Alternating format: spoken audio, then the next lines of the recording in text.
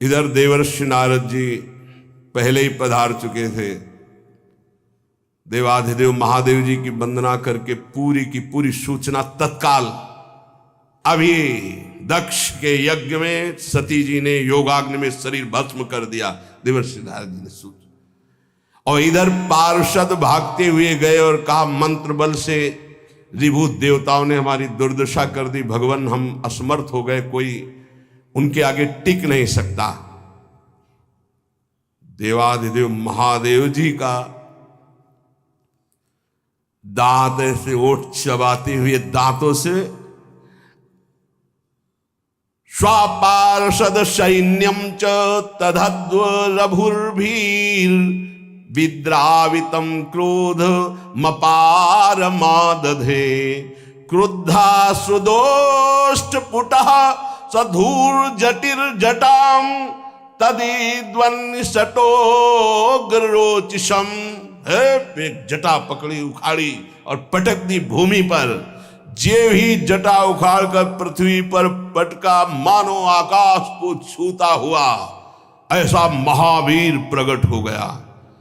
ना तो छाती की चौड़ाई दिखाई दे रही थी, ना शरीर की लंबाई दिखाई दे रही थी। ऐसा विराट महान, इतना विशाल था कि स्वर्ग से भी ऊपर उनका सिर हो रहा था।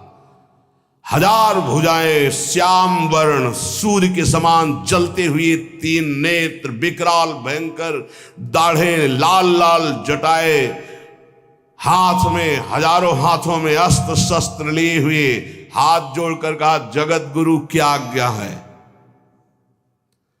भगवान शंकर ने कहा तेरा नाम वीर रुद्र है, तू उठ, मेरे संकल्प से प्रकट हुआ है और जा दक्ष के यज्ञ को विध्वंस कर दे और जिन ब्रह्म ऋषियों ने हमारे पार्षदों को दंड दिया बलात् उनको दंड दे करके यज्ञ विध्वंस करके हमारे पास आओ। देवादिदेव भगवान शंकर की आज्ञा हुई तो वीरभद्र ने परिक्रमा की और चल दिया। उस समय वो जब चरण रखता था तो ऐसा लगता था भूकंप आ गया। ऐसा महान बलशाली भयंकर सिंहनाद करता हुआ कराल त्रिशूल हाथ में लेकर यज्ञ मंडप की तरफ दौड़ा, मानो काल दंड स्वयं पधार रहा हो। ऐसी गर्जना की यज्ञ मंडप में लगा कि आकाश से बिजली टूट गई और कैलाश से गर्जना प्रारंभ की। जितने बुद्धिमान ऋत्वज थे वो तो लघुशंका जाना, बोले जाओ महाराज। वो समझ गए कि अब कुछ प्रसाद लंबा होगा तो 50 ब्रह्म ऋषि तो लघुशंका के बहाने निकल गए। कहां तो इशारे की केवल जरूरत है। ब्राह्मण लोग जनेऊ पहनते ना, इसका मतलब होता है कि लघुशंका जाना। जो अपने तप अभिमान मंत्र बल के की पार्षदों को मार के मंत्र बल से भगा दिया था वो वहां बैठे रहे। दक्ष प्रजापति को मूर्छा से आने लगी। अब ये तो लगा है कि सती जी भस्म हो गई हैं तो सती के पति कुछ करेंगे जरूर। संहार मूर्ति भगवान रुद्रदेव के द्वारा ये जो वीरभद्र है प्रलय कालीन की अग्नि के समान जटाएं फहराता हुआ, हजारों भुजाओं में अस्त्र शस्त्र लिए हुए मानो तांडव कर रहे हो भुजाओं के द्वारा, ऐसे वहां पधारे और यज्ञ में आकर के गर्जना की, अट्टहास किया। जितने महात्मा ब्रह्म ऋषि सब बैठे थे वो सब एक दूसरे की तरफ देख रहे और शुरू कर दिया हरिओम हरिओम। वहां कुछ नहीं हो रहा है। अब पहले तो भगवान शिव ने कुछ संकल्प नहीं किया था इसलिए दैवी रिभु प्रकट हुए।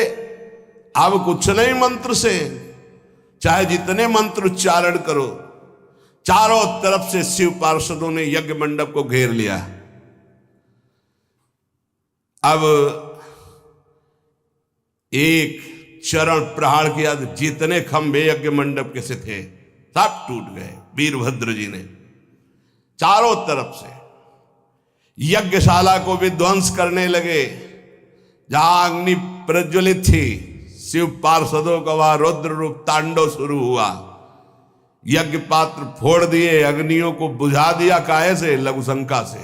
भ्रष्ट कर दिया, वेदी को तोड़ दिया मंत्र बल से जो बंधी हुई थी, और मुनियों की जो पिटाई शुरू की। क्यों? शिवद्रोही होकर मंत्र उच्चारण करते हो। एक एक देवता, एक एक ऋषि की पकड़ करके, ये वीरभद्र नहीं कर रहे, उनके संग के कर रहे हैं। वीरभद्र ने प्रजापति दक्ष को जाकर ऐसे पकड़ लिया, नंदीश्वर ने भग देवता को, मणिमान ने भृगु ऋषि को, जो और भगवान शंकर ने कहा यथोचित दंड देना, ज्यादा नहीं देना। भगवान शंकर के पार्षदों की जो भयंकर लीला शुरू हुई, पूरा यज्ञ भ्रष्ट हो गया, विध्वंस हो गया। जो भाग रहे थे मार पिटाई सब ऋषियों की। शिवद्रोही भृगु जी हाथ में सुआ लेकर हवन कर रहे थे, वीरभद्र ने धरी छाती पे ला तो दाढ़ी उखाड़ी, मुछ उखाड़ी। अब वहां कोई सम्मान, कोई किसी का मंत्र बल, किसी का तप बल कुछ काम नहीं कर सकता। क्योंकि जब दक्ष प्रजापति शाप दे रहे थे तो ये मुस्कुरा मुस्कुरा के ऐसे ऐसे, तो सबसे पहला काम किया, भृगु जी की दाढ़ी फंसाई, जड़ से उखाड़ी, मुछ उखाड़ी। क्रोध में भरकर जब भग देवता है, यज्ञ के बहुत बड़े अधिकारी देवता है, जब दक्ष जी श्राप दे रहे थे तो ये कहते ठीक है, ठीक है। दोनों आंखें पहले अंगुली डाल के निकाली, इन्हीं आंखों से शिव विरोध करते थे। भग देवता को पृथ्वी में उठा पटक दिया और धरा टिवला छाती में, दोनों आंखें उनकी निकाल ली। अब दैवी शक्ति दिखाओ। दक्ष देव सभा में जितने जितने सहयोग किए थे सबको यथोचित दंड मिल रहा है। एक पूषा देवता थे, साप देते समय उनके 3200 ऐसे उखाड़ लिए, मार घुसे, उनके एक को ले रह गए, दांत एक को ले रह गए, पूषा देवता के। आज भी उनको भोग लगाया जाता तो पिसा हुआ भोग लगाया जाता, क्योंकि दांत है ही नहीं उनके। अच्छा, अब यहां मृत्यु लोक में आकर के डेंटल हॉस्पिटल में लगवाएंगे नहीं, क्योंकि देवता है। पूषा देवता को उठा के पटक दिया और घूंसों से मारकर 32 पूरी बाहर कर दी। जो जो जैसे जैसे जब गाली दे रहे थे, कटु वचन दक्ष कह रहे थे, तो उस समय और जो ऋषि थे, बढ़िया है, बढ़िया, तो जबान को अंगुली में फंसा फंसा, मतलब जो लीला शिव पार्षदों ने की, जो गालियां दे रहे थे, उनकी जबान काट ली, जबान उखाड़ ली। अब दक्ष की छाती में बैठ करके पूर्णाहुति यज्ञ की, गला नहीं कटा, हर अस्त्र का प्रयोग किया वीरभद्र ने, दक्ष का गला नहीं कटा, क्योंकि यजमान को सुरक्षित रखने के लिए मंत्रों के द्वारा कवच बांधा जाता है। परम अस्त्र त्रिशूल का प्रयोग किया। तो उन्होंने विचार किया, यज्ञ की पूर्णता तो बलि से ही होती, इसकी बलि कैसे दे। भगवान शिव की कृपा से तत्काल ध्यान आ गया कि सब ऋषियों ने इसको ब्रह्म मंत्र से सुरक्षित रखा है, तो उठा के पटक दिया, हाथ से मरोड़ा, अस्त्र नहीं चलेंगे तो हाथ से नोच लिया, खूब ऐठ ऐठ करके नोच लिया, और यज्ञ कुंड में स्वाहा, पूरा यज्ञ विध्वंस, कोई बोलने वाला नहीं। हर हर महादेव कैलाश की तरफ वापस हुए। रुद्रदेव के सेवकों ने समस्त यज्ञ को विध्वंस कर दिया। ऋत्वा सदस्य जितने सब अच्छे से प्रसाद पा चुके थे। अब किसी की आंखें नहीं, हाथ पकड़ के ब्रह्मा जी के पास, किसी के दांत नहीं, किसी की दाढ़ी नहीं, मूछ नहीं, जबान नहीं, सब ब्रह्मा जी के पास पहुंचे। बोले महाराज, तो ब्रह्मा जी ने कहा सर्वांतर्यामी नारायण ही संभाल सकते हैं, एक हमारे बस की बात नहीं रह गई। देवताओं ने भगवान नारायण का चिंतन किया। वो आए और कहा, बताओ महादेव जी से विरोध करने पर किसका मंगल हुआ है। तो उन्होंने कहा, प्रभु आज से यज्ञ परंपरा बंद हो जाएगी। तो उन्होंने कहा कि भगवान शंकर का जिस यज्ञ में भाग नहीं होगा वो यज्ञ पूर्ण ही नहीं हो सकती।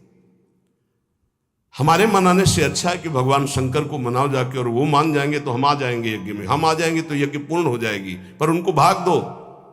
तो कहा गया यज्ञ का समस्त अवशेष भाग भगवान शंकर का।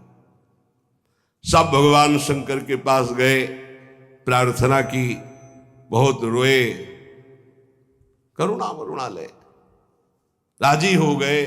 फिर यज्ञ हुआ। तो यजमान जिंदा होना चाहिए। यजमान की जो खोपड़ी थी जिससे तो उन्होंने साप दिया था भगवान को, तो भस्म हो चुकी थी। तो हुआ क्या हो, तो बोले जो बलि के लिए पशु था वही बलि पशु तो दक्ष बन गए, तो बलि पशु की गर्दन इनमें लगा दी जाए। तो बकरे की गर्दन लगा दी गई। तो दक्ष जी खड़े होकर अब जिस जबान से साप देते थे उससे बोलने की क्षमता वो खत्म हो गई। भगवान शिव के चरणों में जब गिड़गिड़ाए पढ़ करके प्रसन्न हुए, बोले यज्ञ पूर्ण होनी चाहिए। भगवान शिव की कृपा से यज्ञ पूर्ण हुई। इधर अंबाजी भगवान शिव से विलग होकर अपने शरीर को भस्म किया, हिमालय के यहां जाकर के पार्वती जी के रूप में प्रकट हुए। हिमालय पुत्री पार्वती बाल्यावस्था से ही निरंतर ध्यानस्थ रहना शिव अनुराग में। जब किशोर अवस्था हुई, किसी से कोई संभाषण नहीं करती थी माता जी, हर समय भगवान शिव के ध्यान में निमग्न रहना, कठोर तप करना शुरू कर दिया। जो बिल्व पत्र सूख कर गिर जाते थे, माता जी उसको अपने मुख में रख करके पा लेती। एक बिल्व पत्र, अपर्णा, शरीर सूखने लगा। माता जी का नाम अपर्णा। भारी तपस्या। भगवान शंकर को एकदम बोध हुआ कि सती का जन्म पार्वती के रूप में हिमालय के यहां हो चुका है और वो हमारे लिए कठिन तपस्या कर रही है। तो सप्त ऋषियों को बुलाया और उनसे कहा कि जाओ इनके प्रेम की परीक्षा लो। जानते हैं, सब कुछ जानते हुए भी ये होता है। जैसे लोग कहते हैं भगवान जानते हैं अपने भक्त को, तो परीक्षा क्यों लेते हैं? तो पढ़ाया तो टीचर ने ही है, तो सालाना परीक्षा तो होगी ही कि तुम क्या पढ़े हो। ऐसे ही तुम्हारे प्रेम की परीक्षा होगी। तुम हरि को चाहते हो या हरि की रची हुई माया को? हरि की हुई रची हुई माया में आकर्षित हो गए तो जीरो आ जाएगा। वो हरि की तरफ देखते रहे, माया से बच गए तो नंबर आ जाएंगे। 100 के 100 आते हैं, यहाँ 98 96 नहीं आते। 2 ही चैप्टर हैं, हरि पसंद कर रहे हो या हरि की माया। हर भक्त के सामने आता है, तो प्रायः लड्डू ही खाने को मिलता है। बचता वही है जो मामे वे प्रपद्यन्ते माया में ताम तरंती थे, केवल हरि। पार्वती पहि जाई तुम प्रेम परीक्षा लेहु, गिरिहि पेरि पठयहु भवन दूरी करेहु संदेहु। हे सप्तऋषियों, जाओ, हमारी आज्ञा है। पार्वती की प्रेम की परीक्षा लो, यदि पास हो जाएं तो उनको तपस्या से निवृत्त करो। बोलो महादेव जी प्राप्त हो जाएंगे। जाओ भवन को चली जाओ, तपस्या की आवश्यकता नहीं। ऋषियों ने जाकर के पार्वती जी को देखा, मानो मूर्तिमान तपस्या विराजमान हो, अस्थिमात्र हुए रहे शरीर, सूखे पत्ते बिल्व के। मुनि बोले, हिमांचल नंदिनी, इतना कठोर क्या प्राप्त करना चाहती हो? किसकी आराधना कर रहे हो? तुम्हारा लक्ष्य क्या है? यदि हम सुनने के अधिकारी हों तो आप कृपा करके बता सकती हैं। पार्वती जी ने कहा, मन बड़ा सकुचाता है आपसे बताने में। आप लोग कहीं मेरी हंसी ना उड़ा दें जो मेरा लक्ष्य है। मैंने भी बहुत सिखाने की कोशिश की, लेकिन मेरा मन नहीं मान रहा, हठ पकड़ लिया है। क्योंकि मेरे गुरुदेव ने मुझे जो आकर के बचपन में बता दिया, मैं वही हृदय से स्वीकार कर ली। मनु हठ परा सुनई न सिखावा, चहत बारी पर भीति उठावा। नारद कहा सत्य सुई जाना, बिनु पंखन हम चाहि उड़ाना। मुनियो, वैसे आप भी हंस दोगे, ऐसा लगता है जैसे हम भारी प्रबल धारा में बालू का बांध बनाना चाहती हैं। कहां भगवान शिव और कहां मैं। मेरी गुरुदेव नारद ने बचपन में आकर के कहा तुम्हारे पति देवाधिदेव महादेव होंगे। बस मैं तब से अपने पति की प्राप्ति की आराधना कर रही हूं। पता नहीं आप मेरी बात सुनकर हंसेंगे कि मानो बिना पंख के मैं आकाश को छूना चाहती हूं। ऋषि हंस पड़े और कहा बात तो सही है, पर्वत से उत्पन्न हुई हो तो इसलिए तुम्हारी बुद्धि भी हमें लगता है जड़ ही है। नारद के उपदेश से आज तक किसी का घर बसा है? नारद के उपदेश से किसी का घर बसा है? अरे जिस जिसका उपदेश किया उसको बैरागी बना दिया, गृहस्थी तो बनाया नहीं। नारद उपदेश सुनकर किसी का घर बसा हो ऐसा तक प्रमाण नहीं है। देखो,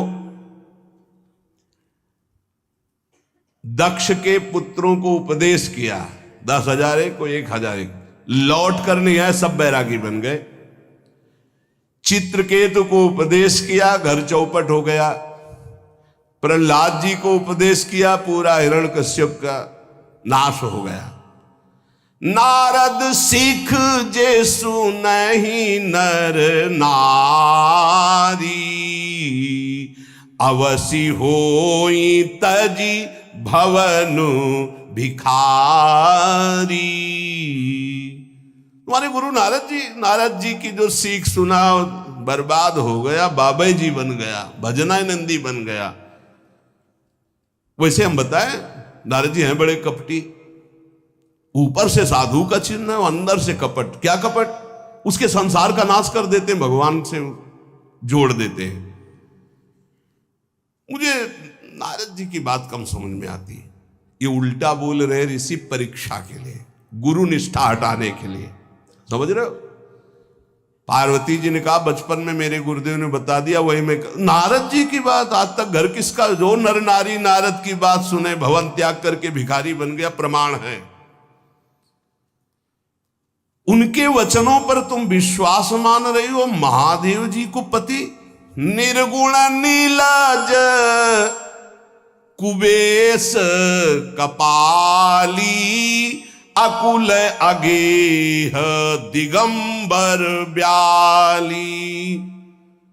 नारद जी ने तुम्हें भगवान शिव को पति बिल्कुल निर्गुण समझो। निर्गुण को बता, दूसरा भी अर्थ होता है और एक अर्थ होता है कि कोई गुण नहीं। नीलाज, नंगे धड़ंगे घूमते कभी कभी। दिगंबर, कोई लज्जा नहीं। कुबेश, भाई सुंदर मुकुट लगाए हो, पोशाक पहने हो, नहीं, चिता की भस्म लगाए, मुंडों की माला पहने, बहुत बाघंबर डाल लिया, ये कुबेश है। कपाली, मनुष्य के मुंडों की माला। अकुल, आज तक कोई पता नहीं लगा कि किस कुल के हैं महादेव जी, क्योंकि सब कुलों के मूल है, मूल का मूल वही है, उनके मूल कोई है नहीं। आगे एक दीवाल नहीं है, 60,000 योजन का एक बरगद का पेड़ है, उसी के नीचे रहते। 60,000 योजन, 1 योजन 4 कोस, 1 कोस 3 किलोमीटर। कितना बड़ा वटवृक्ष? कैलाश में एक वटवृक्ष जिसके नीचे रहते 60,000 योजन का। 6 ऋतुएं शोभा देती उसी वटवृक्ष के। और कोई घर तो है नहीं महादेव जी के। और आभूषण भूल मत करना, बड़े बड़े विषैले सांपों का आभूषण कोई सोना चांदी नहीं पहनते महादेव जी। हमें लगता है ऐसा दूल्हा के लिए ऐसा तप। नारद जी ने ठग लिया तुम्हें, पागल बना दिया तुम्हें। देवाधिदेव महादेव के सुनो, इन्हीं ने शिक्षा दी थी सती को। ऐसे बौरे पति मिले, आग में जाके शरीर भस्म करना पड़ा।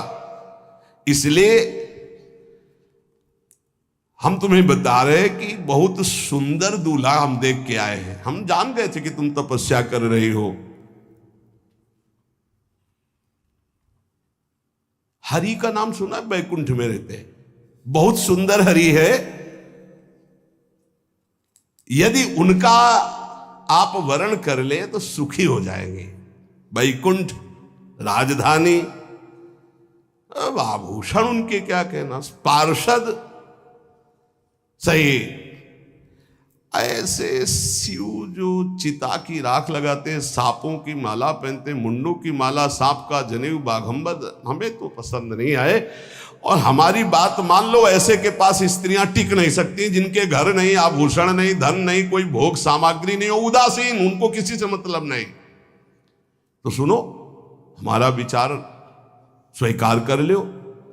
अति सुंदर सुचि सुखद सुशीला, गावहि वेद जासु जस लीला, असबर तुम्हि मिलावब आनी। बहुत सुंदर, त्रिभुवनपति, बड़े सुशील गुणवान, जिनका यश वेद गाते गाते अघाते नहीं है, कोई दोष नहीं, सद्गुणों के समुद्र, लक्ष्मीपति, वैकुंठाधिपति। तुम्हें कुछ नहीं करना, हाँ बोलो, वो आएंगे, गरुड़ पे बैठाल के ले जाएंगे, तपस्या करने की जरूरत नहीं। पार्वती जी बहुत हंसी, सुनति विहसी कहा वचन भगवान। अच्छा अच्छा अच्छा, आपने ठीक कहा कि पर्वत से हमारा प्रादुर्भाव हुआ है, इसलिए आपको यह भी पता होगा कि पर्वत बहुत हठीला होता है, जहां डटा है वहीं डटा रह सकता है।